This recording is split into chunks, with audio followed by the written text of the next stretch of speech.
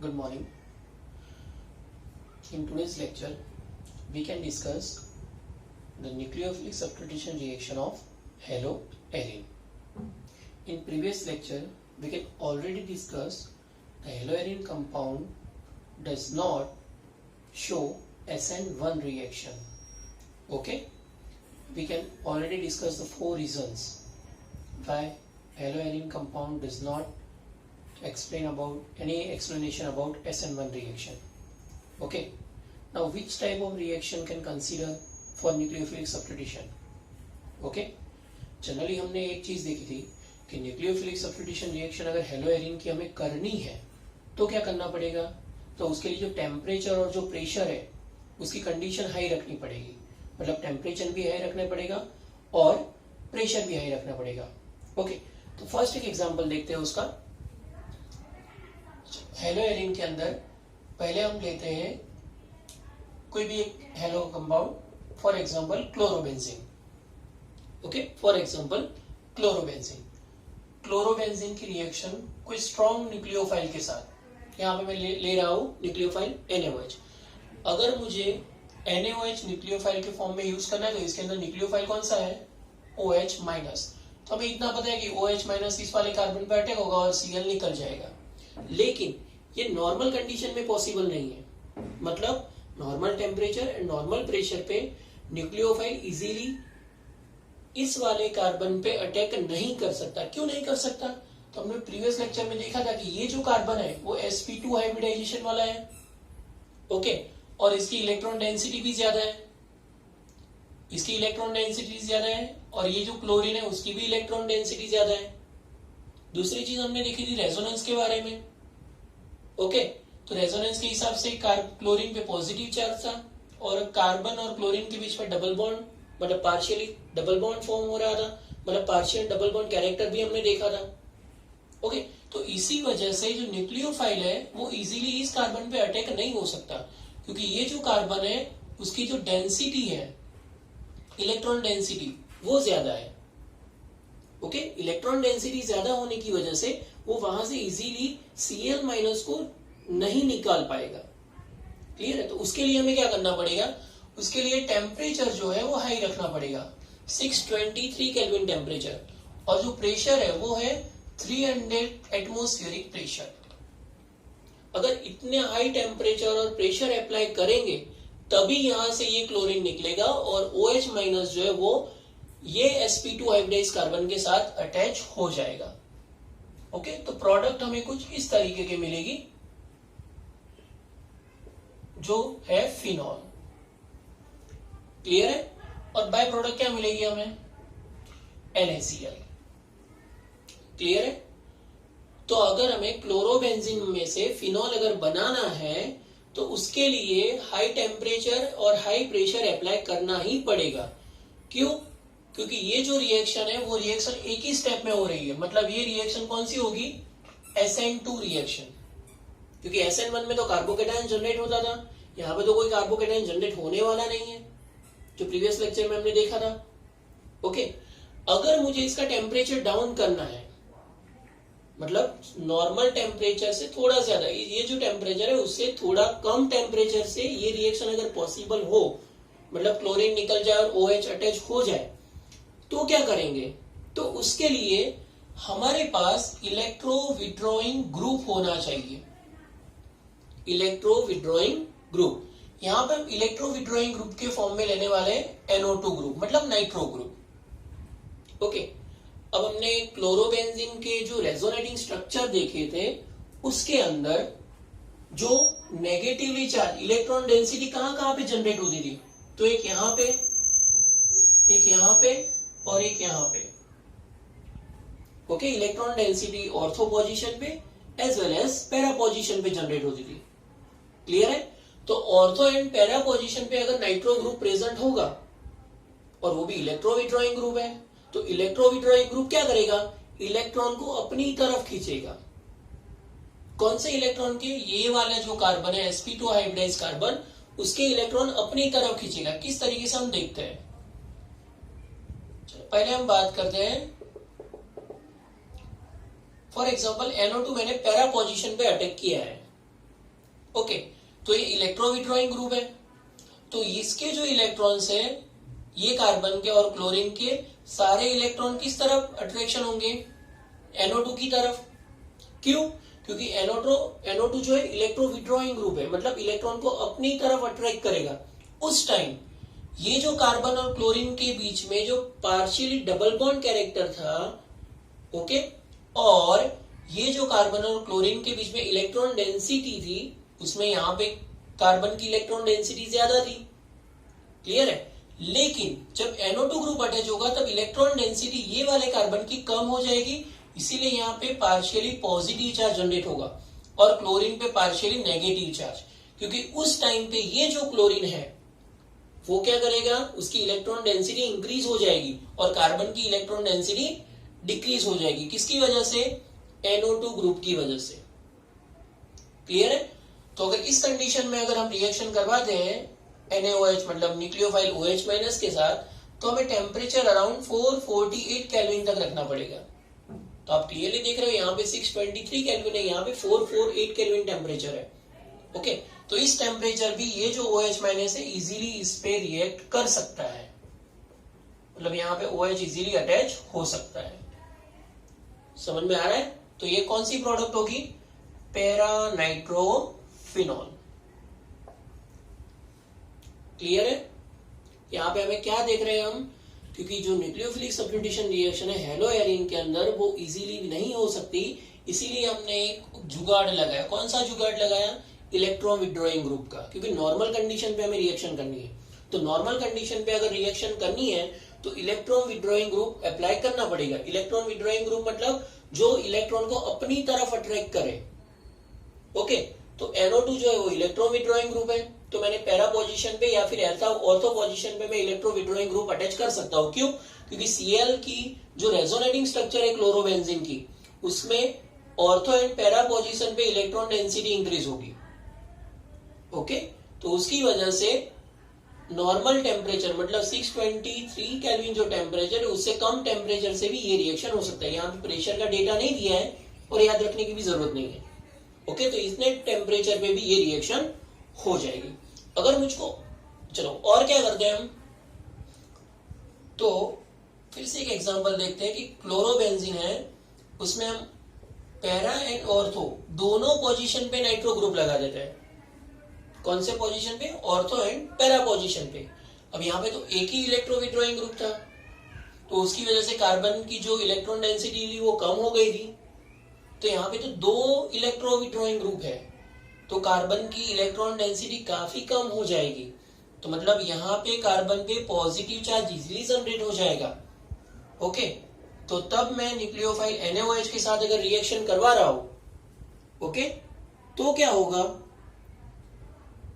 तो ये जो रिएक्शन है वो 368 केल्विन टेम्परेचर पे, आप देख रहे हो यहाँ पे 448 केल्विन टेम्परेचर है और यहाँ पे 368 केल्विन टेम्परेचर। तो इतने कम टेम्परेचर पे भी ये रिएक्शन इजीली हो जाएगी, मतलब OH इजीली यहाँ पे अटैक कर सकता है और Cl यहाँ से निकल सकता है, ओके। तो यहाँ पे कुछ प्रोडक्ट इस तरह से मिलेगी, ऑर्थो पे NO2 और पैरा पे NO2, ओके। तो इसको हम बोलेंगे 2,4 डाइनाइट्रोफिनॉल, 2,4 डाइनाइट्रोफिनॉल। समझ में आ रहा है सबको? ओके। जैसे जैसे ऑर्थो एंड पैरा पोजीशन पे इलेक्ट्रो विड्रॉइंग ग्रुप इंक्रीज होते जाएंगे, ऑर्थो एंड पैरा पोजीशन पे इलेक्ट्रो विड्रॉइंग ग्रुप इंक्रीज होते जाएंगे, वैसे वैसे क्या होगा? टेम्परेचर कम करना पड़ेगा, मतलब नॉर्मल टेम्परेचर से थोड़ा ज्यादा टेम्परेचर होगा तो भी रिएक्शन हो सकती है, ओके। चलो एक और एग्जांपल देखते हैं। क्लोरोबेंजीन, अब ये वाला जो स्ट्रक्चर है उसके अंदर मैं दोनों ऑर्थो पोजीशन पे और एक पैरा पोजीशन पे NO2 ग्रुप लगा रहा हूं, ओके। तो ये जो है इसका नाम क्या होगा? 2,4,6 ट्राइनाइट्रो क्लोरोबेंजीन। क्या नाम होगा इसका? 2,4,6 ट्राइनाइट्रो क्लोरोबेंजीन, ओके। अब यहां पे देखो दोनों ऑर्थो पोजीशन पे NO2 ग्रुप है और एक पैरा पोजीशन पे भी NO2 ग्रुप है, मतलब क्लोरोबेंजीन के जितने भी रेजोनेटिंग स्ट्रक्चर हमने देखे थे प्रीवियस लेक्चर में, उसके अंदर ऑर्थो और पैरा पोजीशन पे नेगेटिव चार्ज जनरेट होता था। ओके, तो वहां पे ऑलरेडी NO2 ग्रुप प्रेजेंट है और नाइट्रोजन जो है उससे पॉजिटिव चार्ज होता है और यहाँ पे नेगेटिव चार्ज जनरेट होगा। उसी तरह यहाँ पे नेगेटिव, यहाँ पे पॉजिटिव, यहाँ पे नेगेटिव, यहाँ पे पॉजिटिव। ये मैं रेजोनेंस की बात कर रहा हूँ। हम ऑलरेडी ये सारे स्ट्रक्चर के हम रेजोनेंस स्ट्रक्चर देखने वाले हैं, इससे आपको पता चल जाएगा कि क्यों ऐसा हो रहा है। ओके, तो जहां पे बेंजीन रिंग पे नेगेटिव चार्ज आ रहा है, वहां पे नाइट्रोजन जो NO2 ग्रुप, वहां पे पॉजिटिव चार्ज है, तो इजीली इलेक्ट्रॉन डेंसिटी के साथ वहां पे अट्रैक्ट हो सकता है, मतलब इलेक्ट्रॉन को अपनी तरफ खींच सकता है NO2। तो यहाँ पे तो 3 नाइट्रो ग्रुप लगे चुन। ओके, तो उसकी वजह से ये जो है उसके अंदर जो NaOH रिएक्ट करेगा वो सिर्फ वार्म करने से ही हो जाएगा, मतलब इसको थोड़ा सा हीट करेंगे तो क्या होगा, ये जो OH है वो इजीली यहाँ पे अटैक हो जाएगा। क्लियर है, समझ में आ रहा है सबको? तो इजीली यहाँ पे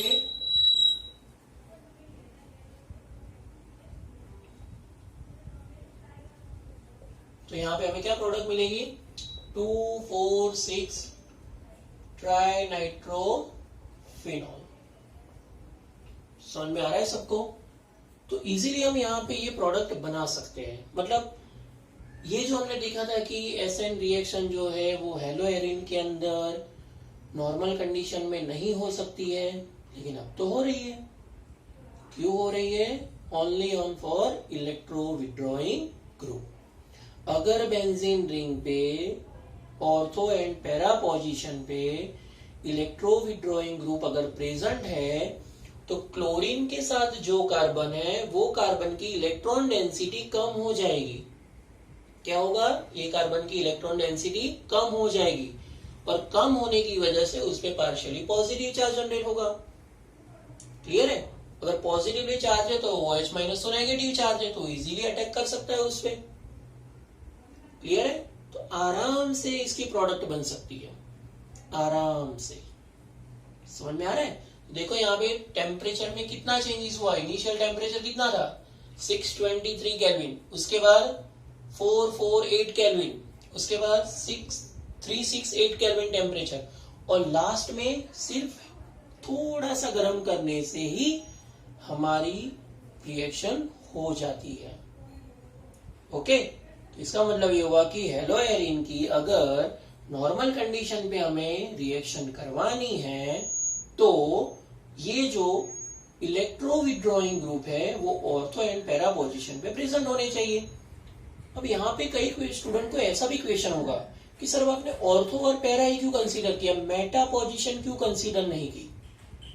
ओके, तो नेक्स्ट टॉपिक हम वो देखेंगे कि सिर्फ ऑर्थो एंड पैरा पोजीशन पे ही इलेक्ट्रो विड्रॉइंग ग्रुप क्यों अटैच होते हैं और वो क्यों असरकारक है। क्लियर है? मेटा पोजीशन पे जो NO2 ग्रुप होगा तो उसकी इलेक्ट्रॉन डेंसिटी की वजह से कार्बन की इलेक्ट्रॉन डेंसिटी कम होगी तो OH इजीली अटैक होना चाहिए। तो फिर पैरा पोजीशन पे और ऑर्थो पोजीशन पे ही क्यों, मेटा पोजीशन पे क्यों नहीं? ओके, तो नेक्स्ट हम वो देखते हैं कि उसमें रेजोनेटिंग स्ट्रक्चर के साथ पता चल जाएगा कि ऐसा क्यों हो रहा है। ओके, स्क्रीनशॉट ले लो इसका। चलो अब हम देखते हैं कि न्यूक्लियोफिलिक सब्स्टिट्यूशन रिएक्शन जो है वो ऑर्थो एंड पैरा पोजीशन पे ही क्यों इजीली हो जाती है। मतलब अगर electro withdrawing group ortho and para position पर प्रेजेंट है, ओके, तब जो क्लोरीन है, जो यहाँ पे क्लोरीन लिखा है, वो इजीली न्यूक्लियोफाइल से निकल सकता है। लेकिन जब मेटा पोजीशन पे इलेक्ट्रो विड्रॉइंग ग्रुप है तो उसमें कोई फर्क ही नहीं पड़ता उसको। अगर मेटा पोजीशन पे NO2 ग्रुप प्रेजेंट है तो नॉर्मल टेम्परेचर पे या नॉर्मल प्रेशर पे रिएक्शन नहीं होगी, उसके लिए तो टेम्परेचर हाई और प्रेशर हाई चाहिए। ऐसे क्यों होता है वो सिर्फ और सिर्फ हमें कैसे पता चलेगा? Only on resonance. ओके, तो हम रेजोनेंस की बात करेंगे। चलो यहाँ पे मैं पहले पैरा पोजीशन पे, कौन सी पोजीशन पे? पैरा पोजीशन पे NO2 ग्रुप लगा रहा हूं। तो यहाँ पे आपको पता है कि नाइट्रोजन जो है वो 3 बॉन्ड बना सकता है, तो यहाँ पे उसने कितने बॉन्ड बनाए? 4। तो यहाँ पे नाइट्रोजन पे कौन सा चार्ज होगा? पॉजिटिव, और एक ऑक्सीजन पे नेगेटिवली चार्ज। ओके, अब ये जो पैरानाइट्रोक्लोरोबेंजीन है, वो OH न्यूक्लियोफाइल के साथ जब अटैक होगा तो OH न्यूक्लियोफाइल जब यहाँ पे अटैच करेगा तब क्या होगा। ओके, तो फर्स्ट रेजोनेटिंग स्ट्रक्चर कुछ इस तरीके से बनेगा, ध्यान से देखिएगा। तो NO2 तो एज इट इज रहेगा। ओके, ये जो क्लोरीन है उसके साथ क्या अटैच हुआ, OH। तो क्लोरीन और OH, ये जब OH उसके साथ अटैक कर रहा है, ओके, OH उसके साथ जब अटैच कर रहा है तब क्या होगा, ये जो बॉन्ड है वो यहाँ पे शिफ्ट हो जाएगा और नाइट्रोजन कार्बन की जो वैलेंसी थी, अनपेयर्ड इलेक्ट्रॉन थे वो 6 थे, अब कितने हो जाएंगे 4। ओके, तो यहाँ पे पार्शियली नेगेटिव चार्ज जनरेट होगा और बाकी जो बॉन्ड्स है वो एज इट इज रहेंगे। क्लियर है। नेक्स्ट क्या होगा, तो ये जो इलेक्ट्रॉन्स है वो यहाँ पे शिफ्ट होंगे और ये इलेक्ट्रॉन कहाँ पे शिफ्ट होंगे, पैरा पोजीशन के कार्बन पे। कहाँ पे शिफ्ट होंगे, पैरा पोजीशन के कार्बन पे। तो यहाँ पे क्लोरीन है, यहाँ पे OH है। ओके, यहाँ पे पार्शियली नेगेटिव चार्ज होगा और NO2 पे कौन सा चार्ज है, पॉजिटिवली चार्ज, और यहाँ पे बॉन्ड फॉर्मेशन हो जाएगा। क्लियर है। नेक्स्ट क्या होगा, तो ये जो इलेक्ट्रॉन्स है वो यहाँ पे ट्रांसफर हो जाएंगे और ये इलेक्ट्रॉन ऑर्थो पोजीशन पे। क्लियरली आपको दिख रहा है कि इसके अंदर इस तरह से कुछ बॉन्ड फॉर्मेशन की प्रोसेस हो रही है।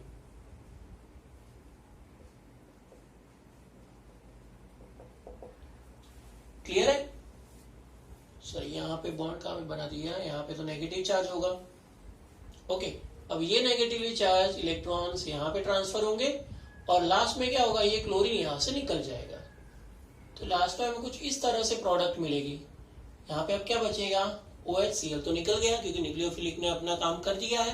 किसकी वजह से, NO2 की वजह से। तो यहाँ पे डबल बॉन्ड, यहाँ पे डबल बॉन्ड, यहाँ पे डबल बॉन्ड और यहाँ पे NO2 प्लस। ओके, अब ये जो 3 रेजोनेटिंग स्ट्रक्चर हमें बीच वाले जो दिख रहे हैं उसमें देखो, तो जो इलेक्ट्रॉन डेंसिटी है बेंजीन रिंग पे, जो क्लोरीन के जो इलेक्ट्रॉन थे वो कहां पे आके बेंजीन रिंग पे डीलोकलाइज हो रहा है। तो फर्स्ट देखो, फर्स्ट स्ट्रक्चर में कहां पे आ रहा है, ऑर्थो पोजीशन पे। फर्स्ट स्ट्रक्चर में कहां पे आ रहा है, ऑर्थो पोजीशन पे।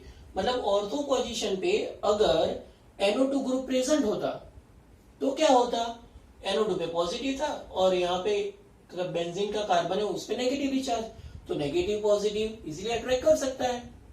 ओके, तो यहाँ पे इलेक्ट्रॉन डेंसिटी कम हो जाए, ज्यादा हो जाती। क्लियर।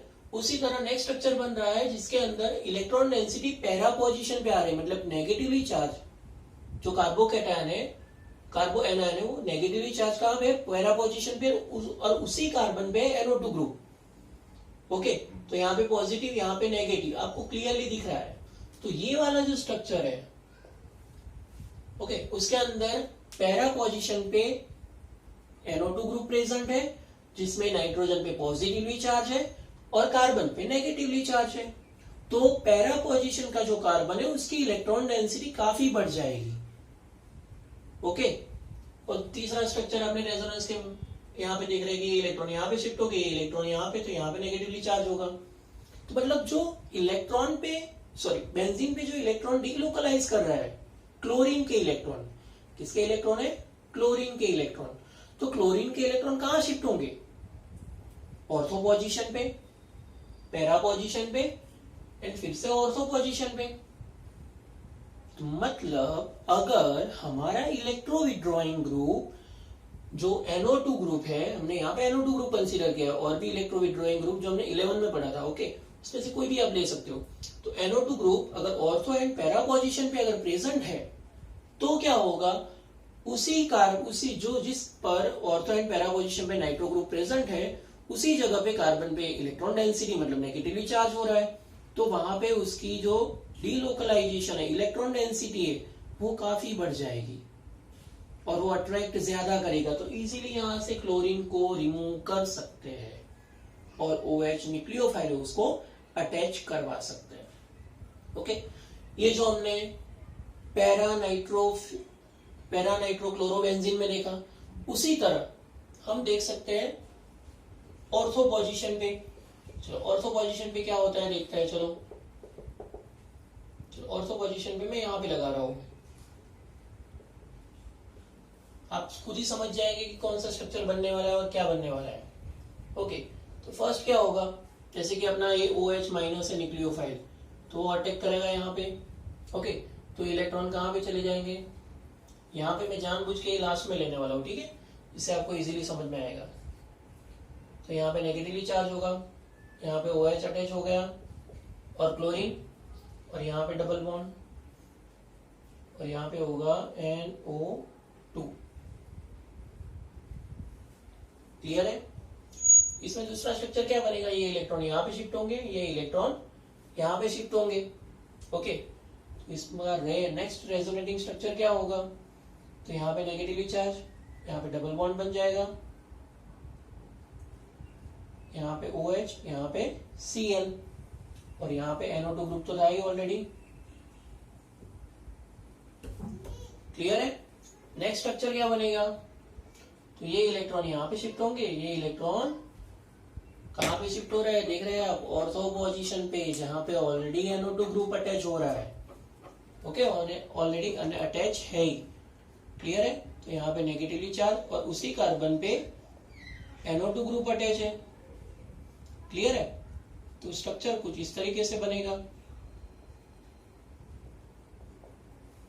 समझ में आ रहा है। तो ये स्ट्रक्चर में आपको क्लियरली समझ में आएगा कि यहाँ पे ऑर्थो पोजीशन पे कार्बन पे नेगेटिवली चार्ज है और नाइट्रोजन पे पॉजिटिवली चार्ज है। क्लियर है। तो बेंजीन की रिंग वाला कार्बन और नाइट्रोजन जो NO2 ग्रुप में है उस पे पॉजिटिवली चार्ज, तो इसकी इलेक्ट्रॉन डेंसिटी ज्यादा होगी। समझ में आ रहा है। ओके, तो और नेक्स्ट स्ट्रक्चर क्या होगा, हमें क्या पता है कि ये इलेक्ट्रॉन यहाँ पे शिफ्ट हो जाएगा और क्लोरीन यहाँ से निकल जाएगा। तो प्रोडक्ट क्लास में क्या बनेगी, कुछ इस तरीके से OH और यहाँ पे मैं NO2 लिख रहा हूं उसे। समझ में आ रहा है। तो इस तरह से आपको समझ में आ रहा है कि ऑर्थो और पैरा पोजीशन पे अगर इलेक्ट्रो विड्रॉइंग ग्रुप प्रेजेंट है तो वो इजीली क्लोरीन को निकाल सकते हैं और न्यूक्लियोफाइल OH को अटैच कर सकते हैं। क्यों? क्योंकि जो कार्बन पे इलेक्ट्रॉन, क्लोरीन के इलेक्ट्रॉन डीलोकलाइज हो रहा है वो कौन सी पोजीशन है, ऑर्थो एंड पैरा पोजीशन। लेकिन अगर मेटा पोजीशन की बात करें, मेटा पोजीशन मतलब 1,3 पोजीशन, मतलब Cl और यहाँ पे NO2 अगर प्रेजेंट हो, ओके, तो क्या होगा, तो आप क्लियरली देखो, रेजोनेटिंग करेंगे तो अभी पता चल जाएगा। चलो यहाँ पे OH माइनस को अटैक करवा दे इस पे, तो ये इलेक्ट्रॉन कहाँ पे चले जाएंगे, समझ में आ रहा है ना।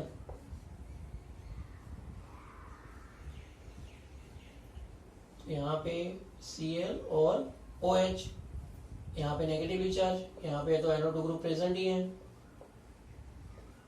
ओके, यहाँ पे बॉन्ड ऐसे ही रहेगा। क्लियर है। अब ये इलेक्ट्रॉन यहाँ पे शिफ्ट होगा तो ये इलेक्ट्रॉन कहाँ पे चले जाएंगे, समझ में आ रहा है। तो यहाँ पे तो जो हमने NO2 ग्रुप जहां पे अटैच किया है उस कार्बन पे तो कोई भी इलेक्ट्रॉन क्लोरीन का ही नहीं आ रहा है, वो तो यहां से डायरेक्ट यहाँ पे ट्रांसफर हो रहे हैं। समझ में आ रहा है। मतलब ऑर्थो को मेटा पोजीशन, ये जो अपनी मेटा पोजीशन है उस पे तो कोई कार्बन के इलेक्ट्रॉन डेंसिटी इंक्रीज हो ही नहीं रही है। ओके, और मेटा पोजीशन पे अगर इलेक्ट्रॉन की डेंसिटी इंक्रीज नहीं हो रही है तो उसका मतलब क्या हुआ, क्या होगा, अगर मेटा पोजीशन पे इलेक्ट्रो विड्रॉइंग ग्रुप प्रेजेंट हो या ना हो उससे कोई फर्क पड़ने वाला नहीं है। ओके, इसीलिए ऑर्थो एंड पैरा पोजीशन पे ही अगर NO2 group, electro withdrawing group present है तो वो इजीली डिलोकलाइज हो सकता है और OH अटैच कर सकता है और Cl माइनस निकल सकता है। क्लियर है। लेकिन मेटा पोजीशन पे अगर NO2 लेकिन विड्रॉइंग ग्रुप प्रेजेंट हो तो उससे कोई फर्क पड़ने वाला नहीं है। आई थिंक अब आपको ये टॉपिक क्लियर हो गया है। बाकी के रेजोनेटिंग स्ट्रक्चर क्या हो गया आपको समझ में आ गए होंगे। यहाँ पे इलेक्ट्रॉन, यहाँ पे, फिर उसके बाद यहाँ से और Cl निकल जाएगा, जैसे आगे हमने किया था वैसे आप वो कंप्लीट कर सकते हो। ओके, क्योंकि ये दो रेजोनेटिंग स्ट्रक्चर अगर समझ में आ गए तो तीसरा रेजोनेटिंग स्ट्रक्चर भी समझ में आ जाएगा। ओके, तो अगर यहाँ पे हमें नोट्स के फॉर्म में कुछ लिखना हो तो क्या लिखेंगे, बताओ चलो। तो ऑर्थो एंड पैरा पोजीशन पे अगर इलेक्ट्रो विड्रॉइंग ग्रुप प्रेजेंट है, ओके, तो वहां पे क्या होगा, और अगर मेटा पोजीशन पे इलेक्ट्रो विड्रॉइंग ग्रुप प्रेजेंट है तो वहां पे हम क्या लिखेंगे। अब तो समझ में आ जाना चाहिए।